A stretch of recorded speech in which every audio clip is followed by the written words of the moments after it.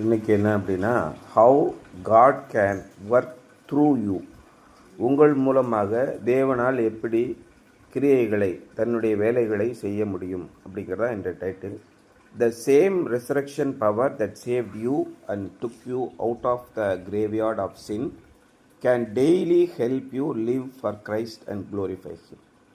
எப்படி உங்களை பாவ குழியில் இருந்து விடுவித்து இன்றைக்கு கிறிஸ்துவின் சபையிலே சேர்த்திருக்கிறதோ, அதே உயிர்த்தெழுதலின் வல்லமை உங்களை அன்றாடம் கிறிஸ்துவுக்காக வாழ வைக்க முடியும், கிறிஸ்துவை மகிமைப்படுத்த செய்ய முடியும் என்பதுதான் அவர் சொல்கிறாரு. At great expense to himself God worked for us on the cross. தேவன் அதற்காக மிகப்பெரிய விலையை கொடுக்க வேண்டியிருந்தது. தம்முடைய குமாரனையே நமக்காக சிலுவையில் மரிக்க செய்தார், சாக செய்தார். மனிதர்களை மீட்பதற்காக எதற்காக தேவன் இவ்வளவு தூரம் கீழே இறங்கி வர வேண்டும்? அப்படி தான் ஒரு கேள்வி. அதையெல்லாம் நாம் நம்ப வேண்டுமா? இதையெல்லாம் நாம் நம்பினால் கிறிஸ்துவுக்காக நாம் வாழ முடியும். எப்பொழுது நீங்கள் கிறிஸ்துவை அதிகமாக தேடுகிறீர்களோ அப்பொழுது அதிகமான சோதனைகள் வருகிறது. இது மறைமுகமாக எதை சொல்கிறது? நீங்கள் உலகத்துக்காக வாழ்ந்தால் எந்த சோதனையும் உங்களுக்கு வராது, பீஸ்ஃபுல்லான லைஃப்பில் போயிட்டுருப்பீங்க. ஆனால் அதிகமாக நீங்கள் தேவனை தேடும்போது, அதிகமாக வேதம் வாசிக்கும் போது, அதிகமாக ஜெபிக்கும்போது உங்களுக்கு கூடுதல் சுமைகள் வருகிறது. அப்போது இது மறைமுகமாக எதை சொல்கிறது? எதற்காக நான் இயேசு கிறிஸ்துவை தொழுது கொண்டால் நான் எப்பொழுதும் போல என்னுடைய வாழ்க்கையை நடத்தி கொண்டே இருக்கிறேன், எப்பொழுதும் போக நான் வேலைக்கு செல்கிறேன், எப்பொழுதும் போல நான் தொழில் செய்கிறேன், எப்பொழுதும் போல அன்றாட வாழ்க்கையை நான் நடத்துகிறேன். கிறிஸ்துவை அதிகமாக நான் தேடும்போது எதற்காக எனக்கு அதிகமான சோதனைகள் வருகிறது? இது மறைமுகமாக என்னத்தை சொல்கிறது? கிறிஸ்துவை விட்டு வெளியே போ என்பதை யார் தடுக்கிறார்கள்? யார் அந்த மாதிரி சொல்கிறார்கள்? அதனால்தான் சோதனைகள் வருகிறது. இது மறைமுகமாக உங்களுக்கு உணர்த்துகிறது. இப்பொழுது நாம் மறைமுகமாக பார்க்கிறோம், அதான் பவுல் சொல்கிறார். அப்பொழுது நாம் முகமுகமாய் பார்ப்போம். ஏதோ ஒரு காரியம் நம்மை சுற்றி நடந்து கொண்டே இருக்கிறது. இதை எல்லா அரசியல்வாதிகளும் கடவுள் மறுப்பாளர்களும் ஒத்துக்கொள்கிறார்கள். ஏதோ ஒரு சக்தி நம்மை வழி நடத்துகிறது. அதற்காக தான் அநேக பூஜைகளை செய்கிறார்கள், நிறைய காரியங்களை செய்கிறார்கள். இந்த இயல்பான மனித வாழ்க்கையிலிருந்து அப்பாற்பட்ட அமானுஷ்யமான ஒரு சக்தி நம்மை நடத்துகிறது என்பது மறைவாகத்தான் தெரியும். கிறிஸ்துவை நாம் நெருங்கி சேரும்போது பாடுகள் நமக்கு வருகிறது. இதிலிருந்து விடுபடுவதற்காகத்தான் தேவன் கிறிஸ்துவை, தம்முடைய குமாரனாகிய இயேசு கிறிஸ்துவை இந்த உலகத்திலே அனுப்பி நமக்காக அவர் சகல பாவங்களையும் நீக்குவதற்காக சிலுவையிலே கொடூரமான மரணத்தை அடைந்து மிக கடுமையான விலையை கொடுத்திருக்கிறார். இதை நாம் விசுவாசித்தால் நாம் அன்றாடம் வெற்றியுள்ள வாழ்க்கை வாழ முடியும். நமக்கு சோதனைகள், எதிர்ப்புகள் அதிகமாக வரும். அந்த சோதனைகளிலே நீங்கள் எப்படி ஆண்டவரை பார்க்கிறீர்கள்? அது உங்களுடைய விசுவாசத்தை உறுதிப்படுத்தும். சோதனைகளே வராமல் போயிடுச்சுன்னா உங்களுக்கு நம்பிக்கையே இல்லாமல் போயிடும். எப்படி செங்கடல் எதிர்வால் வருகிறது, ஒன்றுமே பண்ண முடியாது. கடலை தாண்டி எவனாலும் போக முடியாது, சாத்தியமே இல்லை. ஆனால் கடந்து வந்தார்கள். மேரிபாவின் தண்ணீர் இடத்திலே நல்ல கசப்பான தண்ணீர் நல்ல தண்ணீராக மாறியது. எரிகோ பட்டணத்தை சுற்றி நின்றார்கள், இடிந்து விழுந்தது, பாம்புகள் கடித்தன. இப்படி ஒரு வெற்றி. இதெல்லாம் உங்களுக்கு அடையாளமாக கொடுத்திருக்கிறார். ஆனால் இன்றைக்கு அன்றாட வாழ்க்கையிலே நீங்கள் நடந்து போய்கிட்டு இருப்பீங்க. நம்முடைய வாழ்க்கையில் கடுமையான எதிர்ப்புகள் வரும். நம்ம அங்கே இங்கே நவர முடியாத அளவுக்கு சிக்கலில் போய் சிக்கிக்கிடுவோம். இந்த சிக்கல்லேருந்து எப்படி வெளியே வருவதுன்னு யாருக்குமே தெரியாது. வேறு வழியே இல்லை சார், நம்ம போகவே முடியாது. அங்கே தேவனுடைய வல்லமையை காண்பீர்கள். பலவீனத்திலே என்னுடைய பலன் பூரணமாக விளங்கும் என்று ஆண்டவர் சொல்கிறார். அப்போ நம்முடைய எதிர்ப்புகள் வரும்போது நாம் திகைத்து போய் நிற்கிறோம். எதற்காக எதிர்ப்புகள் வருகின்றன? காரணமே இல்லாமல் என்னை பகைக்கிறார்கள்னு தாவீது சொல்கிறான். எந்த காரணமே இல்லைங்கய்யா, நான் நல்லது தான் செஞ்சேங்க, ஆனாலும் என்னை பகைக்கிறார்கள். இதற்கான காரணம் என்ன? நல்லது செய்தால் நல்லது நடக்கும், கெட்டது செய்தால் கெட்டது நடக்கும். இது தானங்க இயல்பான நடக்கணும். நான் நல்லது தான் செய்கிறேன், நல்லதை செய்ய என்னை ஏன் விட மாட்டேங்கிறாங்க? இதெல்லாம் மறைமுகமாக என்னத்தை சொல்வதுன்னா, அங்கே தேவன் இருக்கிறார். இன்னொரு எதிர் சக்தி ஏதோ ஒன்று நம்முடைய வாழ்க்கையை தடம் மாறி போக செய்கிறது. இது நல்லா புரிஞ்சுக்கோங்க. At great expense to himself, God worked for us on the cross. Today, on the basis of that price paid at Calvary, he is working in us to conform us to Christ. அந்த விலையின் அடிப்படையில் தான், கல்வாரியில் அவர் செலுத்திய அந்த கடுமையான விலையின் அடிப்படையில் தான் இன்றைக்கு கிறிஸ்துவோடு நம்மை பொருத்துவதற்காக தேவன் கிரியை செய்து கொண்டிருக்கிறார். உங்களுக்கு அநேக பாடுகள் வரும், இருந்தாலும் திடன் கொள்ளுங்கள், உலகத்தின் முடிவு பரியந்தம் நான் உங்களோடு இருக்கிறேன் என்று வாக்குத்தத்தத்தை கொடுத்திருக்கிறார். இதை நம்பினால் நாம் வெற்றி கொள்பவர்களாக இருப்போம். God cannot work in us unless He has first worked for us and we have trusted His Son. முந்தி நாம் பாவிகளாக இருக்கையில் முந்தி அவர் நம்மீது அன்பு கொண்டதினாலே தம்முடைய அன்பு இன்னதென்று அவர் விளங்க பண்ணினார்னு பவுல் சொல்றார்.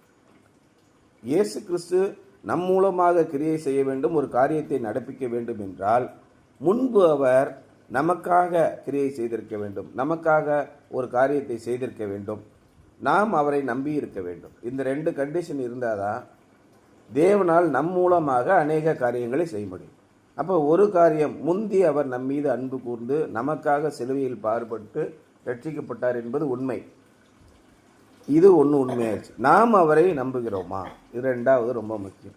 தேவன் எல்லாரையும் கட்டாயப்படுத்தி, இப்போ நிறைய பேர் இன்றைக்கி என்ன சொல்கிறாங்க, இந்த இந்துத்துவ சக்திகள், கடவுளுக்கு விரோதமான சக்திகள் என்ன சொல்கிறாங்கன்னா, இவர்கள் கட்டாய மதம் மாற்றம் செய்கிறார்கள் என்று சொல்கிறார்.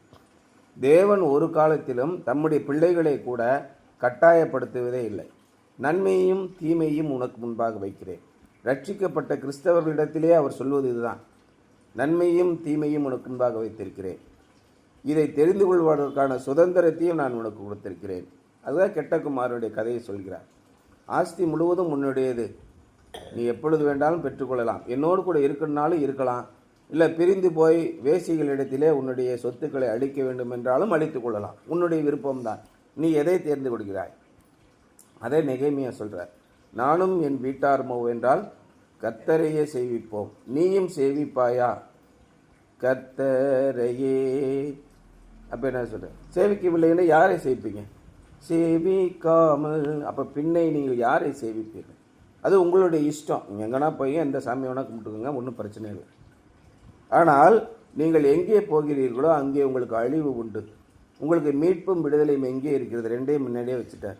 அப்போ தேவன் நமக்காக பாடுபட்டார், அதை நான் விசுவாசிக்கிறேன், நான் அவரே பற்றிக்கொள்வேன் என்று பற்றுறுதி விசுவாசம் உங்களுக்கு வந்தால் தேவனால் உங்களுடைய வாழ்க்கையிலே கிரியை செய்ய முடியும். He also cannot work through us unless He works in us. தேவன் நம்மிலே காரியங்களை செய்யவில்லை என்றால் நம் மூலமாக காரியங்களை செய்ய முடியாது. நம்மிடத்திலே, நம்முடைய உடலிலே, நம்முடைய வாழ்க்கையிலே தேவன் மிகப்பெரிய அற்புதத்தை செய்யவில்லை என்றால் நம் மூலமாக பிறரிடத்திலே பெரிய காரியங்களை செய்ய முடியாது. இதையெல்லாம் நீங்கள் அனுபவித்திருக்கிறீர்களா? அது முக்கியமான விஷயம். This is why it is important for us, for you to spend time daily in the word and in prayer and to yield to Christ during times of suffering. இதற்காகத்தான் நீங்கள் தினமும் அவருடைய வசனத்தை படித்து தினமும் ஜெபத்திலே நீங்கள் கொஞ்சம் நேரத்தை செலவிட வேண்டும். செலவிட்டு உங்களுடைய வாழ்க்கையை கஷ்டமான நேரங்களின் போது கிறிஸ்துவுக்கு ஒப்புவியுங்கள். இதுதான் ரொம்ப முக்கியமான ஒரு விஷயம். நீங்கள் உங்களுடைய வாழ்க்கையை கிறிஸ்துவுக்கு கொடுங்கள் என்பது ரொம்ப முக்கியமான விஷயம். நம்முடைய வாழ்க்கையிலே நாம் அநேகருக்கு நன்மை செய்கிறோம், அவர்கள் தான் நமக்கு துரோகிகளாக வருவார்கள்.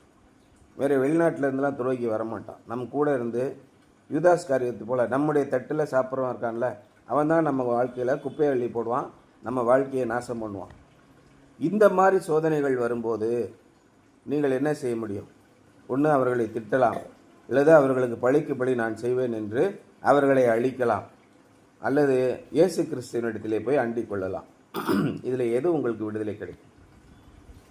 பழிக்கு பழி செய்வேன் என்று சொல்லாதே, கர்த்தர் மேல் நம்பிக்கையாயிரு, நானே பழி செய்வேன் என்று அவர் சொல்கிறார். அப்போ நம்ம சின்ன பிள்ளைங்க 2 பேர் சண்டை போடுறாங்க, டப்பு டப்புன்னு அடிச்சுக்கிட்டே இருப்பாங்க சின்ன சின்னதாக, அதில் ஒன்றும் பெரிய வலிக்காது. இதே பெரியவங்க நடவடிக்கை எடுத்தால் எப்படி இருக்கும்? மிகப்பெரிய நடவடிக்கையாக இருக்கும். அது மாதிரி தேவனிடத்திலே நீங்கள் உங்களுடைய காரியங்களை ஒப்புவித்து விடுங்கள். This is why it is important for you to spend time daily in the word and in prayer and to yield to Christ during times of suffering. பாடுகளை நீங்கள் அனுபவிக்கும் போது, கஷ்ட காலங்கள் வரும்போது கிறிஸ்துவுக்கு உங்களை ஒப்புவீங்கள். For it is through the word, prayer and suffering that God works in you. ஏனென்றால் வேத வசனத்தின் மூலமாகவும் ஜெபத்தின் மூலமாகவும் கஷ்டப்பாடுகளின் மூலமாகத்தான் தேவன் உங்களில் கிரியை செய்ய முடியும். இது இல்லை என்றால் கிரியை செய்ய முடியாது. இன்றைக்கி ஒரு கவிதை படித்தேன். ஈழத்தமிழர்கள் ஒரு கவிதை எழுதியிருக்காங்க. ஈழத்தமிழருடைய மிகப்பெரிய பிரச்சனைக்கு காரணம் யாருன்னு கேட்டிங்கன்னா, இந்த கத்தோலிக்க மதத்தை சேர்ந்தவர்கள். கத்தோலிக்க மத குருமார்கள் தான் அத்தனை கேடுகட்ட காரியத்தை செய்தார்கள். ஈழத்தமிழர்களில் முக்கால்வாசி பேர் பார்த்திங்கன்னா 90% பேர் கிறிஸ்துவ பெயர்களை தான் வைத்திருப்பார்கள், கிறிஸ்துவை பின்பற்றுகிறவர்கள். ஒவ்வொரு முறை போருக்கு போகும்போதும் இந்த பாதிரியார்கள் அவர்களை ஆசீர்வதித்து அனுப்பினார்கள். தேவன் உங்களுக்கு விடுதலையை கொடுப்பார், வெற்றியை கொடுப்பார் அப்படின்னு சொல்லி போருக்கு அனுப்பினார்கள். கடந்த கால வரலாற்றை பார்த்தீர்கள் என்றால், இந்த கத்தோலிக்க பாதிரியார்களும் கத்தோலிக்க மதமும் இந்த உலகத்திற்கு செய்த கொடுமைகளின் அளவு எண்ணிக்கையில் அடங்காதது. கிறிஸ்து அதை சொல்லவே இல்லை. கிறிஸ்து எல்லாரையும் நேசிக்க சொன்னார். ஆயுதங்களை கொண்டு போராடி தான் உங்களால் ஜெயிக்க முடியும் என்று சொல்லவே இல்லை. எல்லா மனிதரையும் நேசி, ஒற்றுமையாக வாழுங்கள், விட்டு கொடுத்து போங்க. உன்னிடத்தில் ஒரு வஸ்திரத்தை கேட்டால் அவனுக்கு 2 வஸ்திரத்தையும் கொடுத்துட்டு அமைதியாக போயிடு.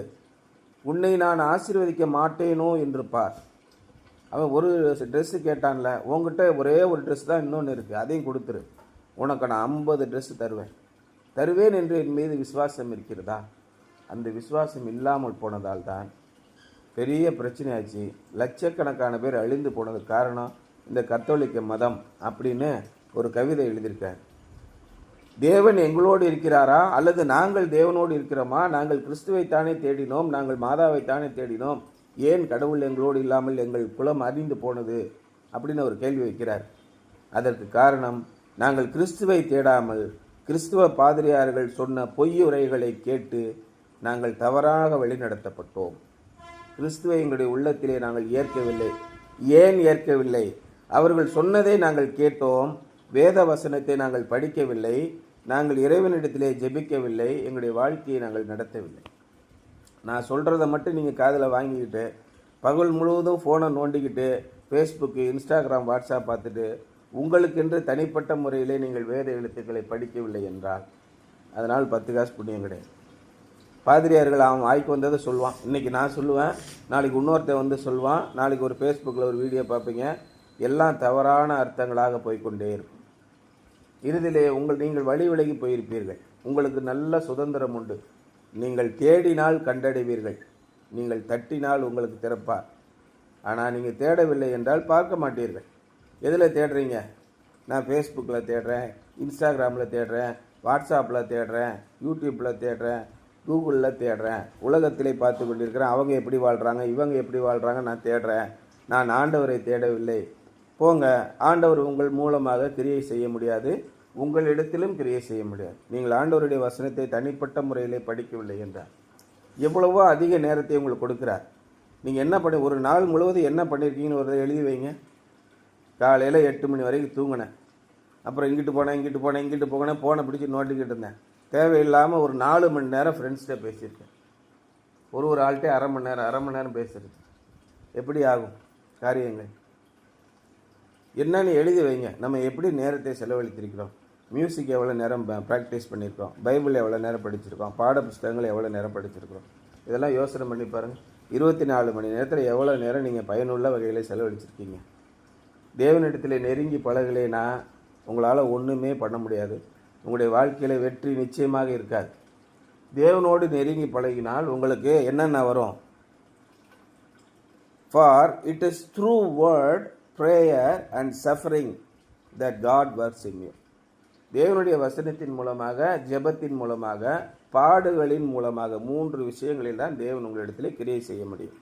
தேவனுடைய வசனத்தை எல்லாம் நல்லா படிச்சுட்டீங்க, நல்லா தேவனிடத்தில் ஜெபம் பண்ணக்கூடிய உங்கள் வர வந்துடுச்சு. இப்போ டெஸ்ட்டு வரணும்.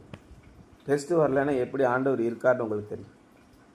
+2ல் நல்லா கெமிஸ்ட்ரி, ஃபிசிக்ஸு, மேத்ஸு, சயின்ஸு எல்லாம் படித்தாச்சு, இங்கிலீஷ், தமிழ் எல்லாம். I am prepared. சரி, நீங்கள் அப்போ காலேஜுக்கு போயிடுங்க. ஓகே ஆகிடுமா? நீங்கள் வார்த்தைகளை படிச்சுட்டீங்க. You have read and you have studied the books, you have meditated it, அதை பற்றி தியானம் பண்ணிட்டீங்க. You have by hearted it, அதை மனப்பாடம் பண்ணிட்டீங்க. Now you have known everything in the plus 2 syllabus. Okay? There is no test for you at the end. What will happen?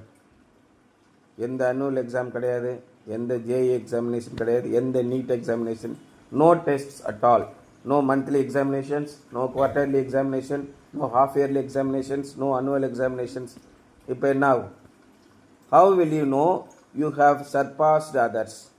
மற்றவர்களை தாண்டி நீங்கள் படித்திருக்கிறீர்கள் என்பதை எதனாலே அறிவீர்கள்? உனக்கு தெரியுமா?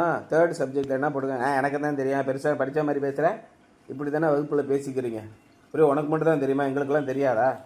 இப்படி தான் நீங்கள் பேசிக்கிறீங்க பிள்ளைகளுக்குள்ள. When the trial comes, when the suffering comes, when the examination comes, you will know where you stand. அப்போ தான் உங்களுக்கு தெரியும் நீங்கள் எங்கே நிற்கிறீர்கள், நீங்கள் உங்களுடைய படிப்பு எந்த அளவுக்குள்ள உங்களுக்கு வாட் இஸ் யுவர் கிரேட் அப்படிங்கிறது தெரியும். ஸோ இந்த மூன்றின் மூலமாக தான் தேவன் உங்களிடத்தில் கிரியை செய்ய முடியும். For it is through the word, prayer and suffering that God works in you. The Bible shows many examples of this principle. இந்த கோட்பாட்டை குறித்த அநேக உதாரணங்களை வேதாகமம் உங்களுக்கு சொல்லிக் கொடுக்கிறது.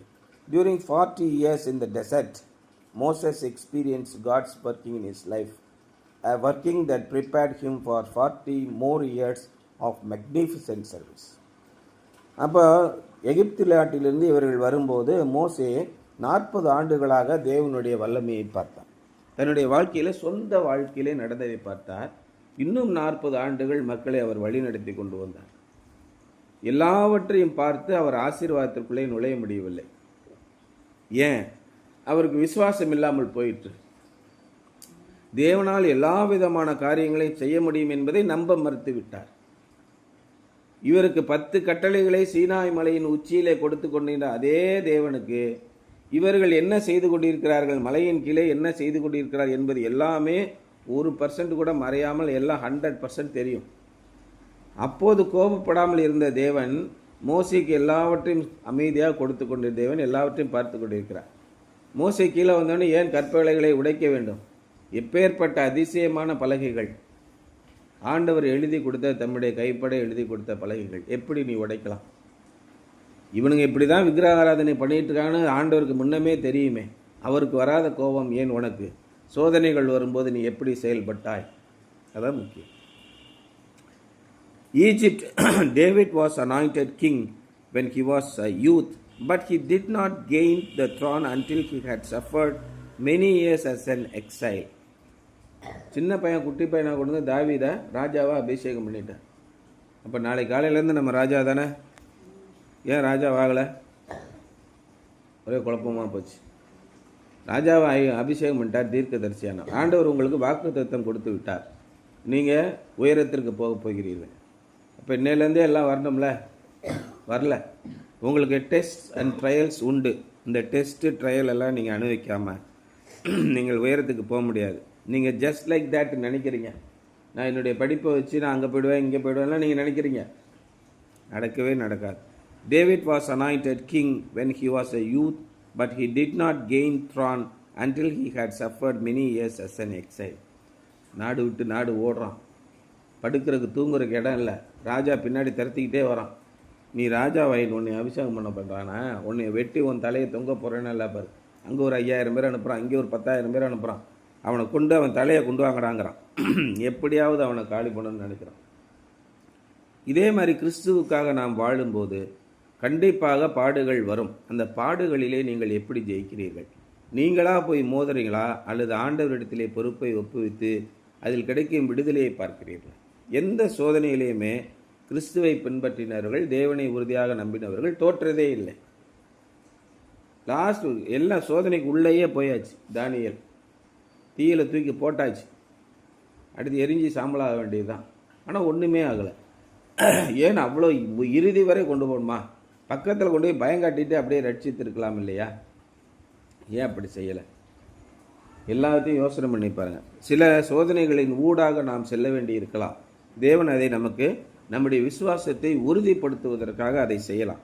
நாம் தேவனை விசுவாசிப்போம், நிச்சயமாக வெற்றி கொள்ள முடியும். அப்போ அதுக்கப்புறம் என்னாச்சு? மறுபடியும் பாருங்கள். டேவிட் இது மாதிரி போனானா? அதுக்கப்புறம் பாருங்கள். Joseph suffered for 13 years before God put him on the throne of Egypt, second to Pharaoh. அப்போ யோசேப்பினுடைய வாழ்க்கையை பாருங்கள், எப்படி கொடூரமான முறையில் சொந்த அண்ணன் தம்பி சாவடிச்சாங்க. ஆனால் ஆண்டவர் அவனோடு கூட இருந்தார். அவன் இறுதி வரை தேவனை பிடித்து கொண்டான். உங்களுடைய விசுவாசம் எங்கே இருக்கிறது? நீங்கள் என்ன படிக்கணும்னு நினைக்கிறீங்க? என்ன எக்ஸாமினேஷன் எழுதுங்க? முழங்கால் போட்டு ஆண்டவரை பற்றி கொள்ளுங்கள்.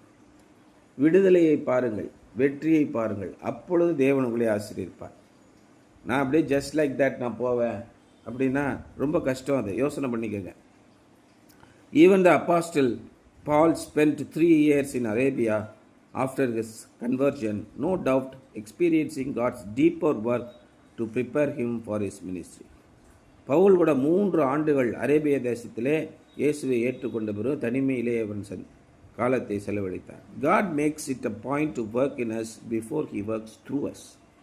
நம் மூலமாக இந்த உலகத்திலே அநேக மக்களுக்கு நம்மை ஆசீர்வாதமாக வைப்பதற்கு முன்பாக தேவன் ஒரு குறிப்பிட்ட காலத்தை நிர்ணயிக்கிறார். அந்த காலத்திலே நம்மிடத்திலே முதலாவது கிரியை செய்கிறார். நாம் எந்த அளவுக்கு தேவனை விசுவாசிக்கிறோமோ அந்த அளவுக்கு தேவன் நம் மூலமாக அநேகரை ஆசீர்வதிக்க முடியும். இன்றைய வசனம் என்னன்னா, எபேசியர் 2ஆம் அதிகாரம் 10ஆம் வசனம் பாருங்க. We are his workmanship created in Christ Jesus Christ unto good works which God hath before ordained that we should walk in them. உலகத் தோற்றத்திற்கு முன்பாகவே தேவன் நம்மை தெரிந்தெடுத்திருக்கிறார், நம்மை முன்குறித்திருக்கிறார். அந்த முன்குறித்ததின்படி இயேசு கிறிஸ்துவின் மூலமாக நம்மளை அவர் என்ன பண்ணியிருக்கிறாரு? we are the workmanship, நற்கிரியைகளை செய்வதற்காக நாம் கிறிஸ்து இயேசுவுக்குள் சிருஷ்டிக்கப்பட்டு தேவனுடைய கிரியை, கையின் கிரியையாய், ஒர்க்மேன்ஷிப், அவர் செய்திருக்கிற பாண்டங்களாக, பாத்திரங்களாக அவர் முன்னமாகவே நம்மளை ஏற்படுத்தியிருக்கிறார். இன்றைக்கு நாம் தேவனுடைய வசனத்தை கற்றுக்கொள்வதற்கான ஒரு வாய்ப்பை கொடுத்திருக்கிறார் என்றால் தேவன் இதை முன்னமே குறித்திருக்கிறார் என்று எல்லா மதத்தினரும் சொல்கிறார். அதுதான் இந்து மதத்தில் ஜாதகம்னு சொல்கிறாங்க. ஏற்கனவே இப்படி தான் நடக்குன்னு எழுதியிருக்கு, அவன் தலைவிதி அப்படி தான் நடக்கும். எப்படி எல்லா மதத்தினரும் ஒன்றையே சொல்லுவாங்க? உதான் உள்ளுணர்வு அங்கே இருக்கிறது. ஏற்கனவே இப்படி தான் நடக்கிறது என்று சொல்கிறார்கள். நீங்கள் தீமை செய்வதும் தீமையை விட்டு விலகுவதும் உங்களுடைய கையிலே இருக்கிறது. நீங்கள் தீமை செய்தால், நீங்கள் இதை தேர்ந்தெடுத்தால் இப்படி தான் நடக்கும், நீங்கள் இதை செய்தால் இப்படி தான் நடக்கும் என்று வாழ்க்கையிலே நிர்ணயிக்கிறார்கள். Action assignment today: determine before God to take time to meditate and understand the word of God and let it cleanse and nourish you. நீங்கள் முழங்கால் படிட்டு ஆண்டவருடைய வசனத்தை படித்து பார்த்துக்கிட்டே இருங்க. ஆண்டவர் உங்களிலே கிரியை செய்வார். முதலாவது உங்களை தூய்மைப்படுத்துவார், உங்களை தயார்படுத்துவார். நீங்கள் பார்வோனுக்கு அடுத்த ராஜாவுக்கு அடுத்த நிலையிலே நீங்கள் இருக்கணும் அப்படின்னா முதலாவது நீங்கள் அதுக்கு தகுதியுடையவர்களாக மாறணும். எப்போ மாறுவீங்க? ஆண்டவருடைய வசனத்தின்படி உங்களை நீங்கள் தகுதிப்படுத்தினால்தான். பெரிய ஆளான எல்லாருமே கஷ்டப்பட்டு நான் உயர்ந்த நிலையை அடைந்தேன். எவனை கேட்டாலும் அதான் சொல்லுவான் அந்த உலகத்தில். எப்படியா மேலே வந்த? இப்போ மோடியே இந்தியாவுடைய பிரதமர் இருக்கிறார். அவர் என்ன வழிகளில் வேணாலும் வந்திருக்கட்டும், அவருடைய பாதை எளிதாக இருக்குன்னு நீங்கள் பார்த்தீங்கன்னா எளிதாக இருக்கார். தீய வழியோ நல்ல வழியோ மிக பாடுபட்டு தான் உயர்ந்த நிலைக்கு வர முடியும். நீ செய்கிற காரியம் நன்மையோ தீமையோ அது உன்னுடைய சிந்தனையில் இருக்கிறது. தீய உலகத்திலே நீ பெரிய ஆளாகிறதுக்கு ஈஸியாக ஆகிட முடியுமா? நல்ல உலகத்திலே பெரிய ஆளாக நீ ஈஸியாக வந்துட முடியுமா? அதற்கான சூழல்களை நீ சகித்தாக வேண்டும். பல பாடுகளை பட்டு அதான் மேலே வர்றாங்க. அரசியலாக இருந்தாலும் சரி, பதவியாக இருந்தாலும் சரி, பிஸ்னஸாக இருந்தாலும் சரி, மிகப்பெரிய போராட்டத்திற்கு அப்புறம் தான் மேலே வராங்க. As you pray, thank God that you belong to Him and tell Him how you want to be a person through whom He can work. தேவனால் ஒரு கிரியை செய்ய முடிகிற ஒரு ஆளாக நீங்கள் மாறுவதற்கு நீங்கள் அவரிடத்திலே சேர்ந்து கொள்ளுங்கள். இன்றைக்கு தேவன் உங்களை தேர்ந்தெடுத்திருக்கிறார். உங்கள் மூலமாக எத்தனை பேரை ஆசீர்வதிக்க முடியும் தேவனால்? அதற்காக நீங்கள் ஜெபிங்க. ஆண்டவரே, இம்மட்டுமாக நீர் எங்களை தேர்ந்தெடுத்து எங்களை வழிநடத்தி இருக்கிறீர். எப்பேற்பட்ட ஒரு சந்தோஷம். ஆனாலும் ஆண்டவரே, நாங்கள் பாடுகளை சகிக்கிறோம். இந்த பாடுகளிலே எங்களுக்கு வெற்றியை தாரும். நாங்கள் ஏற்படுத்தியிருக்கிற துன்பங்களிலே நீர் எங்களுக்கு விடுதலை தாங்க. நாங்கள் எங்களுடைய விசுவாசம் அபிவிருத்தி ஆகும்படி, பழகி பெருகும்படி நீர் எங்களுக்கு சோதனைகளை அனுமதிக்கிறீர். எங்களுடைய சோதனைகள் எல்லாம் சாத்தானால் வருகின்றன, நம்முடைய எதிரிகளால் வருகின்றன. சாத்தான் என்ன தனியாக மெட்ராஸில் அயனாவரத்தில் உட்கார்ந்துருக்கிற ஒரு ஆள் இல்லை. It is a spirit. It works against as. அது யாராக வேணால் இருக்கலாம். நம்முடைய கையை கொண்டே நம்ம குத்துறது யாராக வேணால் இருக்கலாம். இந்த அசுத்த ஆவிகளின் வல்லமைகளை நீங்கள் எப்படி எதிர்கொள்வீர்கள்? ஒரு மனிதனாக உங்களால் எதிர்கொள்ளவே முடியாது. நமக்கு எங்கெங்கே போராட்டங்கள் உண்டு. பவுல் எப்படி சொல்கிறார்? வானமண்டலத்தில் உள்ள அந்தரங்க லோகாதிபதிகளோடும் நமக்கு மாம்சத்தோடும் இரத்தத்தோடும் மாத்திரமல்ல. அப்போ என்ன? காரிருளில் இருக்கிற அந்தரங்க லோகாதிபதிகளோடும் துரைத்தனங்களோடும் அதிகாரங்களோடும் நமக்கு போராட்டங்கள் உண்டு. இவற்றையெல்லாம் பாடுகளை நீங்கள் சகித்தாக வேண்டும். ஆனாலும் இந்த பாடுகளினூடே நீங்கள் கிறிஸ்துவோடே நடந்து போகிறீர்கள். கிறிஸ்து உங்களை பாதுகாப்பார். உங்கள் சில விஷயங்களை நீங்கள் தெரிந்து கொள்ள வேண்டும் என்று இந்த சோதனைகளை அவர் அனுமதிக்கிறார். தேவன் உங்களை சோதிப்பதில்லை. நல்லா புரிஞ்சுக்கணும். நமக்கு பாடுகள் வரும். ஆனால் பாடுகள் ஏன் வருகிறது என்றால் சில சோதனைகளை அவர் அனுமதிக்கிறார். சரி, அவன் தெரிஞ்சுக்கிடட்டும். இப்போ சைக்கிள் கற்றுக்கும் போது ஒரு பிள்ளை கீழே விழுகணும் தெரியும் அப்பாவுக்கு. அவன் எப்படியும் கீழே போடுவான்னு தெரியும். அதுக்காக என் பிள்ளை கீழே விழுந்து காலில் அடிபட்டுரும், சைக்கிளே ஓட்ட வேணான்னு விட்டு வைப்பாங்களா? பாருங்கள். அப்போ பின்னாடியே வருவார். எந்த இடத்துல கீழே விழ போகிறோமோ அந்த இடத்துல பிடிச்சிக்குவார். அப்புறம் எல்லா நாளும் கிட்டத்தில் வர மாட்டால் கொஞ்சம் தூரம் போகட்டும் அப்படின்னு விடுவார். போகும்போது நமக்கு அடி விழுவும். அப்போ அப்பா பிடிக்கலைன்னா நமக்கு கீழே விழுந்துருவோம். அப்படி என்ன தெரியும்? அப்போ எப்படி ஓட்டணும், சைக்கிள் ஓட்டணுங்கிறத நம்ம கற்றுக்குறோம். எப்படி வாழணும் என்பதை கற்றுக்குவீங்க. தனிப்பட்ட முறையில் நீங்கள் ஆண்டவருடைய வசனத்தை படித்து ஜெபித்து உங்களுடைய வாழ்க்கையை நடத்தும் வரைக்கும் நாங்கள் உங்களோடு கூட துணையாக வருவோம். அதுக்கப்புறம் நீங்கள் தான் படித்து முன்னேறிக்கணும். இதான் இன்றைய சிந்தனை. அவனுக்கு தலைப்பு என்னென்னா, how God can work through you. எப்படி தேவனால் உங்களுடைய வாழ்க்கையிலே உங்கள் மூலமாக அநேகரிடத்திலே கிரியை செய்ய முடியும்.